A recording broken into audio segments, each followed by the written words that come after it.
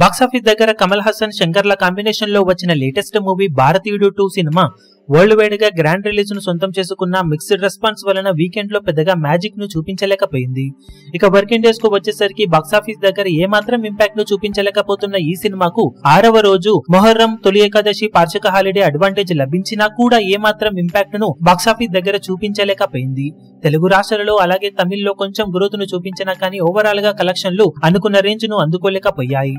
తెలుగు రాష్ట్రాలలో మొత్తం మీద సినిమా 46 లక్షల రేంజ్ లో షేర్ ను వసూలు చేయగా టోటల్ గా తెలుగు రాష్ట్రాలలో 6 రోజులు పూర్తయిన తర్వాత సినిమా 12.82 కోట్ల దాకా షేర్ ను 21.55 కోట్ల రేంజ్ లో గ్రాస్ ను అందుకుంది.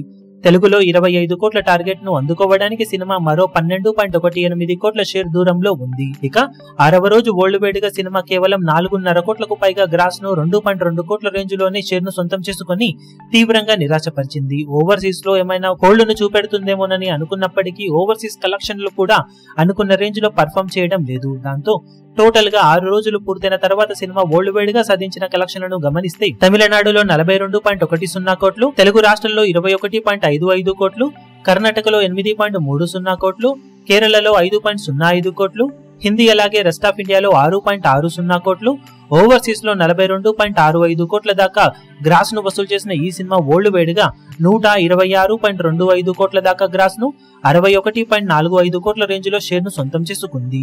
172 కోట్ల బ్రేక్ ఈవెన్ టార్గెట్ తో బాక్సాఫీస్ బరిలోకి దిగిన ఈ సినిమా మొత్తం మీద ఇప్పటి వరకు సాధించిన కలెక్షన్లు కాకుండా మరో 110.55 కోట్ల రేంజ్ లో షేర్ అందుకుంటేనే క్లీన్ హిట్ గా నిలుస్తుంది.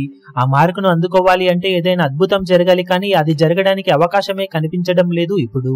ఈ వీడియో మీకు నచ్చినట్లయితే లైక్ చేయండి, షేర్ చేయండి, ఛానల్ ను సబ్స్క్రైబ్ చేయడం మాత్రం మరవకండి. ఏ చిన్న అప్డేట్ ను మిస్ అవ్వకూడదు అనుకుంటే బెల్ ఐకాన్ ను ప్రెస్ చేయండి.